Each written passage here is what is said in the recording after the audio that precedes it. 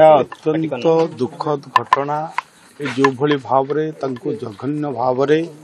हत्या करा जायछि। यहाँ ब्रह्मपुर सहर पाई ब्रह्मपुर बासी पाई आम दल पाई अत्यंत क्षति होइछि। काहेकि से जड़े भल एडवोकेट मध्य थिले, राजनेता थिले एवं समाज संस्कारक थिले एवं अन्याय विरुद्ध रे सबुबले स्वर उत्तोलन करुथिले, जोटा कि आज तांको जो भली भाव रे जो माने प्लान करी हत्या करिसंती काहार को मध्य छड़ा जीवो नहीं, तार तदंत पूरा पुंखानुपुंख भाव रे करा जीवो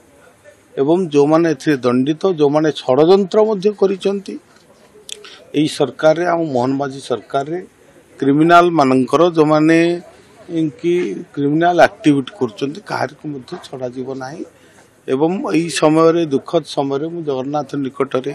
तांकर आत्मार सद्गति कामना करुच्ची एवं तांको परिवार को प्रभु धैर्य दियंतु, साहस दियंतु एवं आज देखुचंती तांकर जो अनेक आज हजार हजार लोक भल पाउथुआ लोक पीतवास भाई को आज समस्त मर्माहत होइछंती।